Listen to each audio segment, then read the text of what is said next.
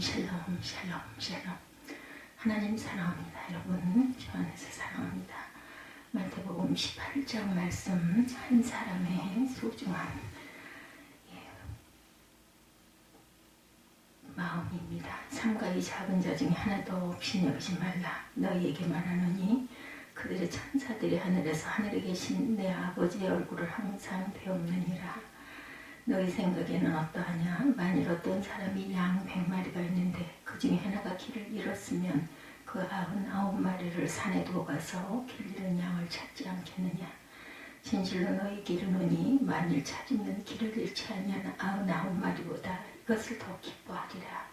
이와 같이 작은 자 중에 하나라도 잃는 것은 하늘에 계신 너희 아버지의 뜻이 아니니라. 이렇게 말씀하고 있습니다. 한 사람의 생명이, 한 사람의 영혼이 그렇게 아버지 앞에 귀중하니 우리 또한 그렇게 귀중히 여겨야 되겠죠. 다니엘서에 보면 느부갓네살 왕이 꿈을 꾸는 그 부분이 나옵니다. 다니엘이 그 꿈을 해석하는데 이렇습니다. 한 큰 신상을 보았는데 그 상이 힘이 크고 광채가 나며 두려운 모습이다. 그 우상의 머리는 정금이요 가슴과 팔들은 은이요 뼈와 넓적다리는 노수로 되어 있습니다. 그 종아리는 철이요 그 발은 얼마는 철이요 얼마는 진흙이었습니다.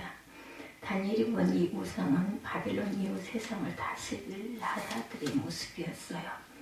바벨론 페르시아의 헬라 제국이죠. 그런데 갑자기 뜨인돌 하나가 날아오더니 이 우상을 쳐서 산산조각을 내어버립니다. 저는 오늘 이 말씀을 읽으면서 이 장면을 떠올렸습니다. 오늘날 세상을 장악하고 있는 어떤 좋지 못한 세력, 정신이라고 해야 될까요? 경쟁주의, 물신주의라는 거대한 가치관들입니다. 이 세상 가치관을 여지없이 깨뜨리는 뜨임돌과 같은 가치관이 대도합니다. 바로 작은 소자 한 사람을 소중하게 생각하는 예수님의 가치관이죠. 세상은 크고 가치 있는 것만 봅니다. 작고 연약한 것은 소외되고 쓸모없는 존재처럼 여겨집니다. 1등만 살아남고 나머지는 모두 들러리가 됩니다. 큰 집, 큰 교회, 대형 마트, 큰 것이 좋을 수도 있습니다. 더 싸고 경제적일 수 있죠. 많이 모이면 장사가 되죠. 그러나 문제는 큰 것을 좋아하다 작은 것에 소중함을 잃어버리는 겁니다. 옛날에는 다 구멍가게였어요. 비록 물건은 좀 비쌌을지 모르지만 사람 사는 정이 있었습니다. 물건을 사러 갔다가 날씨도 묻고 동네 사정도 나누다 힘들면 또한 외상을 하기도 했어요. 제가 어린 날 기억도 그렇습니다. 물건만 주고받는 것이 아니라 이렇게 서로 정을 나누죠. 근데 요즘은 대형마트, 그런 점이 모두 사라지죠. 특히 홈쇼핑, 인터넷 쇼핑이 발달하면서 더더욱 그렇게 됐어요. 과학과 물질 문명이 발달될수록 인간의 영성은 메말라갑니다. 사람과 사람 사이의 만남이 줄어들기 때문이죠. 커질수록 사람은 사라집니다. 조직과 시스템만 남습니다. 큰 교회도 마찬가지죠. 대부분의 목회자가 큰 교회를 꿈꾸지만 막상 큰 교회를 이루면 목회자의 영성이 또한 고갈됩니다. 사람이 잘 보이지가 않아요. 목회라는 게 마치 젖 먹이는 엄마와 같습니다. 아이가 있어야 젖이 나오고 젖을 빨아먹어야 또 새 젖이 나오죠. 근데 먹일 아이가 눈에 들어오지 않으니 영성이 뿜어져 나오질 않습니다. 비록 목사님들 보면 전도사 시절을 거쳐서 부목사 시절이 또한 있어요. 설교가 언제 나오느냐 하면 작은 소자를 보았을 때입니다. 내가 말씀으로 위로와 용기를 줘야 될 사람이 보일 때는 설교가 되죠. 그러나 많은 사람을 상대로 설교해야 될 때는 사람이 안 보이고 어떻게 하면 잘 전할까 하는 연설과 같은 느낌이 들 때가 많다라는 거죠. 부목사를 사임하고 어떤 분이 몇 달 쉬다 외국인 노동자 병원에 가서 환자들 앞에서 설교하신 적이 있으셨는데 온 타국에 와서 고생이 심한데 육신의 질병까지 얻으셨으니 얼마나 지치고 힘드시겠습니까? 그런 생각이 들자 심령이 간절해지더랍니다. 그래서 설교를 하는데 막혔던 수도관이 터지듯이 설교가 나왔다는 거죠. 설교하고 나서 그렇게 마음이 시원하기는 처음이었다, 이런 말씀하시는 걸 들었습니다. 그동안 설교도 못해 답답했는데 마치 젖을 힘차게 빨아주니까 가슴이 다 시원해진 것이었던 거죠. 인간 어쩔 수 없는 것 같아요. 이런 진리를 알면서도 자꾸 큰 것만 바랍니다. 큰 것이 문제가 아니라 큰 것 때문에 작은 것의 소중함을 잃는 데 문제가 있죠. 커질수록 사람이 자꾸 수다가 됩니다. 큰 사람이 어디 있고 작은 소자가 어디 있습니까? 한 영혼이 천하보다 귀하다 했는데 다 소중하죠. 그러나 자본주의 경쟁 사회에 살다 보면 사람이 사람으로 안 보이고 경쟁 대상으로 보인다라는 거죠. 가치 있는 것만 좋아 보입니다. 부자와 가난한 자는 아니고 부자는 존귀하고 가난한 자는 외면해도 좋은 존재처럼 덮어버립니다. 양 99마리와 길 잃은 양 1마리, 어떤 게 크겠습니까? 사람들은 당연히 99마리가 더 크다고 하죠. 더구나 잃어버린 1마리는 무리에서 도태될 정도로 건강하지 못한 양일 수도 있어요. 그러니까 당연하게 99마리에게 손을 듭니다. 그런데 하나님의 관점은 다르다는 거죠. 하나님은 하나가 크다고 말씀하십니다. 그 하나 때문에 나머지 9마리는 99마리는 그대로 산에 놔두고 잃어버린 양 1마리를 찾아 나섭니다. 이 말씀이 잘 이해가 되지 않았는지 도마복음서라는 위경에서는 그 내용을 살짝 바꿨어요. 길 잃어버린 양 1마리는 마치 크고 소중하며 목자가 가장 아끼던 양이었다. 어떤 사람들은 여기에 주석을 붙이기를 나머지 99마리의 양은 다른 목자의 손에 맡겨두었다가 가까이 있는 동굴에 가둬두고 찾으러 갔다는 식으로 또한 해석을 합니다. 오늘 성경 말씀은 12절에서 그 99마리를 산에 두고 오라고 무관심한 듯 표현합니다. 목자의 관심은 오로지 길 잃어버린 1마리 양에만 관심이 가 있어요. 이것이 하나님의 마음이죠. 맹목적 사람이란 말이 있습니다. 맹목적 눈이 멀었다라는 뜻입니다. 하나님의 사랑은 눈먼 사랑이다. 어머니의 사랑이 그런 것 같습니다. 자녀가 전쟁터에 있으면 전쟁터로 달려가는 사랑이죠. 연약한 여자의 몸으로 전쟁터에서 무엇을 하겠습니까? 그러나 그런 어머니의 사랑이 있기에 사람들은 다시 인간성이 회복됩니다. 어머니의 눈물이 평화를 만들어냅니다. 우리 예수님이 그런 분이시죠. 자기가 사랑하는 사람들이 죄악에 신음하는 것을 도저히 볼 수 없어서 이 세상이라는 전쟁터로 뛰어들어갑니다. 상대방의 고통만 보였지 하늘 보좌는 보이지 않습니다. 이것이 하나님의 사랑이죠. 작은 소자에 대한 관심은 단순한 사랑의 차원을 넘어섭니다. 이것은 교회 공동체와 인류를 향한 하나님의 명령이죠. 8장은 교회론을 다루고 있습니다. 마태복음은 모세 오경적 구조를 가지고 있습니다. 예수님의 말씀을 5 묶음으로 구분합니다. 그 구분하는 틀이 18장 1절에 그때의 제자들이 예수께 나와 가로대로 시작하는 그러한 사인이고 19장 1절에 예수께서 이 말씀을 마치시고가 끝나는 인사입니다. 첫 번째 5장에서 7장까지는 산상설교죠.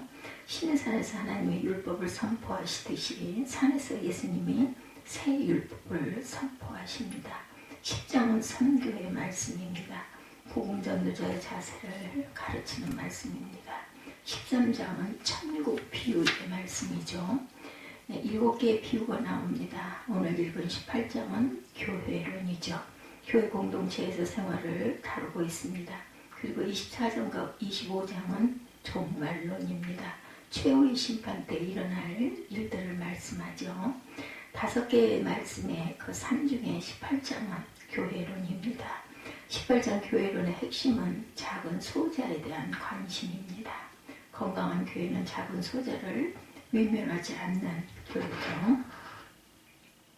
교회의 다음은 다른 데 있는 게 아니라 작은 소자를 사랑하는 바로 이것에 있죠.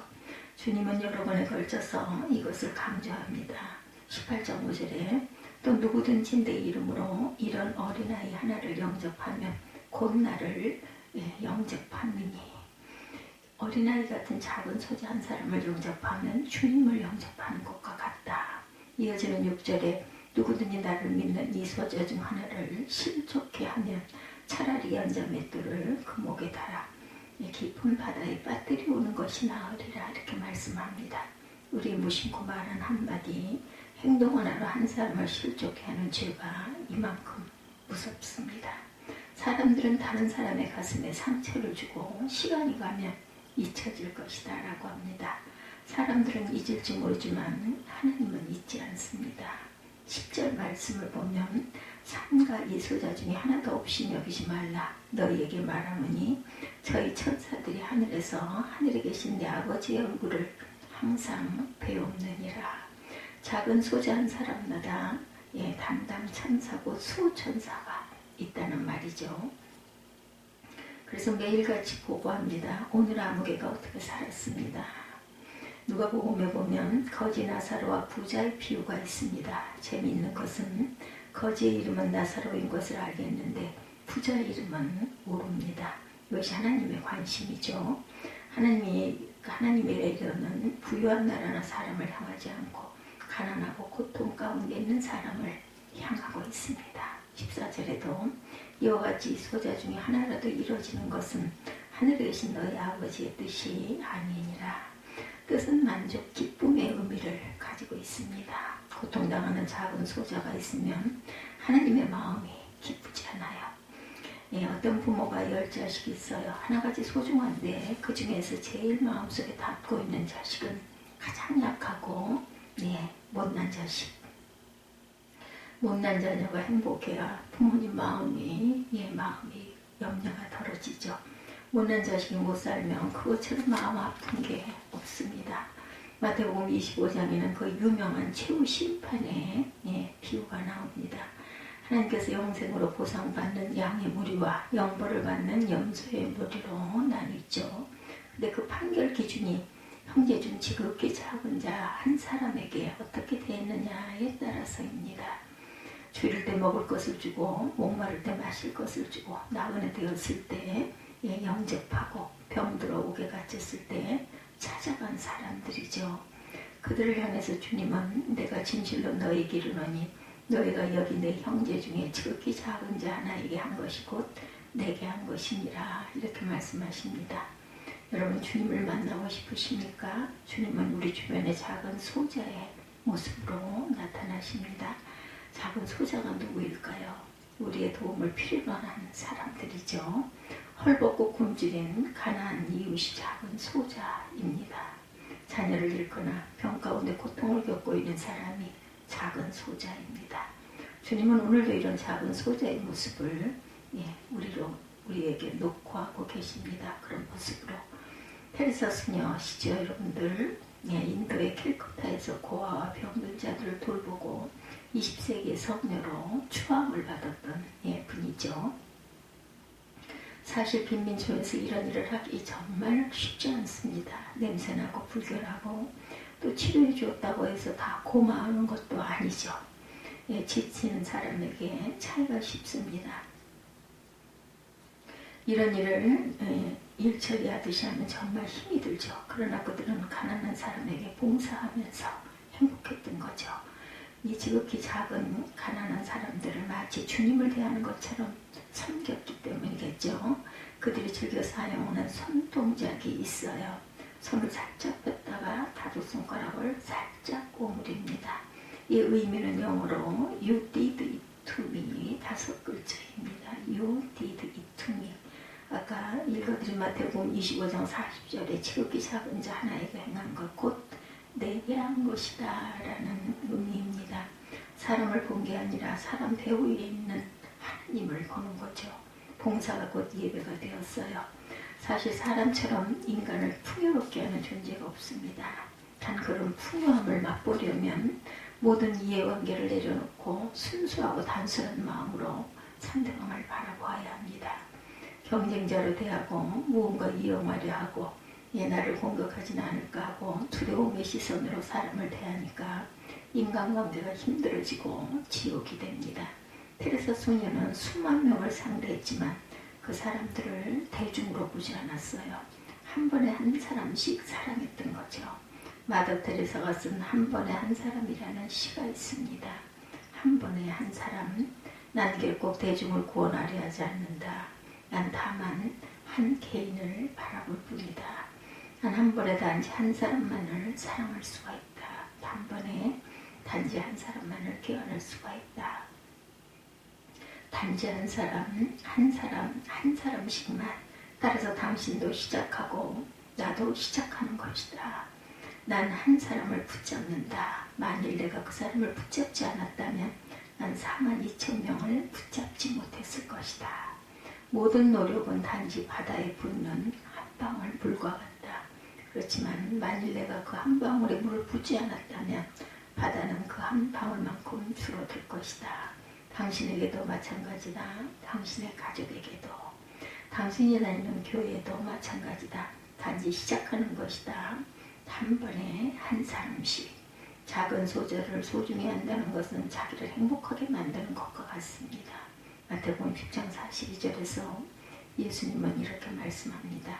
또 누구든지 제자 이름으로 이 소자 중 하나에게 냉수 한 그릇이라도 주는 자는 내가 진실로 너에게 이르노니 그 사람이 결단코 상을 잃지 아니하리라.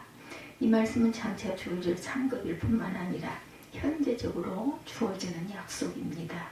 테레사 소녀는 말합니다. 자신이 가진 것을 가난한 사람들에게 주었다고 해서 망한 사람은 이 세상에 하나도 없습니다. 가난한 사람에게 자선을 하고 나서 평안한 행복을 얻지 않는 사람 또한 이 세상에 하나도 없습니다. 힐린 나우엔이라는 분이 상처받은 치유자라는 책을 쓰고 하버드와 예일 대학 교수를 지낸 현대의 대표적 영성가입니다. 이분이 노년에 대학 교수 자리를 버리고 캐나다 토론토의 라르시 데이브레이크라는 공동체에 들어갑니다. 이 공동체는 6명의 자매인과 4명의 봉사자가 함께하는 공동체입니다. 이곳에서 나웨는 아담이라는 장애인을 돌보죠. 아담은 지체장애, 정신장애 청년이었어요. 간질 발작도 일으켜서 다른 사람의 도움이 없이는 꼼짝도 할 수가 없습니다.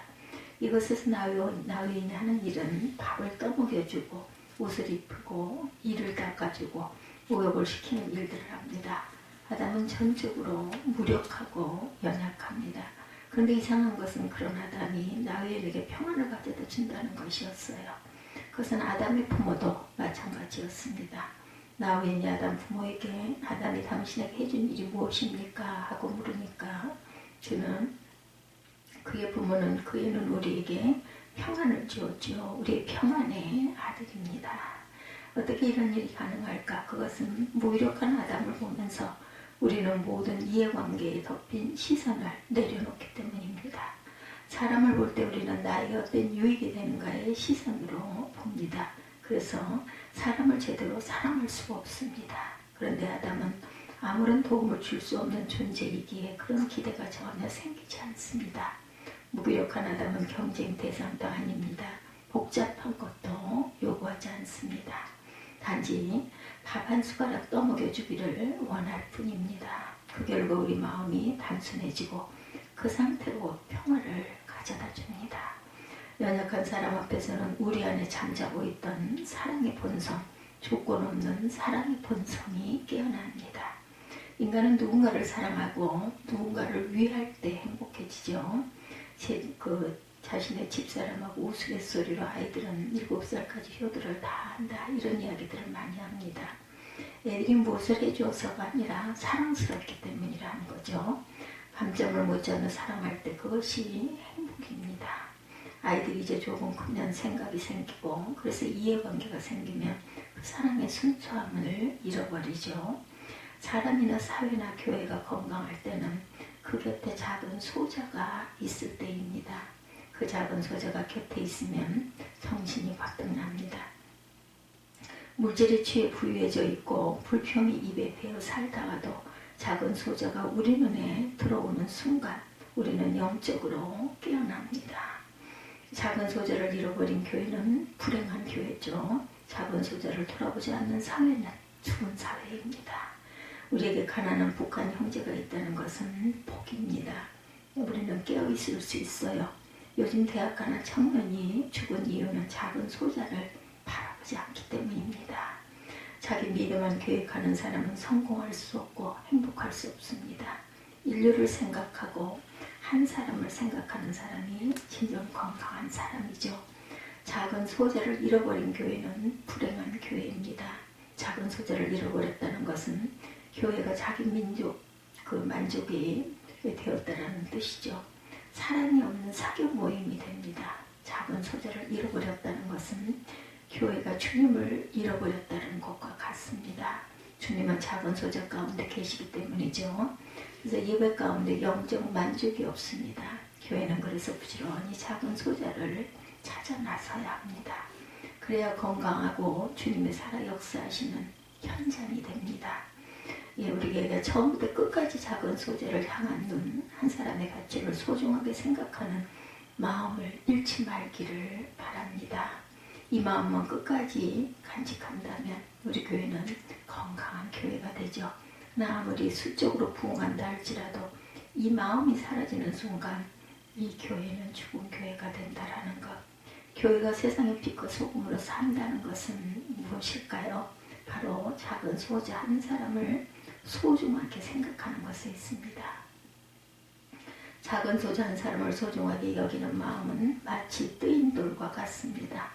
물씬 숭배와 경쟁의 논리로 무장한 우상의 가치관을 깨뜨리는 강력한 무기입니다.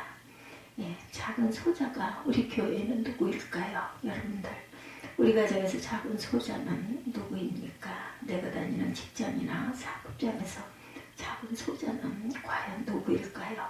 항상 그들을 소중히 여기며 그들을 찾아가십시오. 주님께서는 그런 인생으로 결코 상을 잃지 않게 하실 것입니다. 기도하시겠습니다.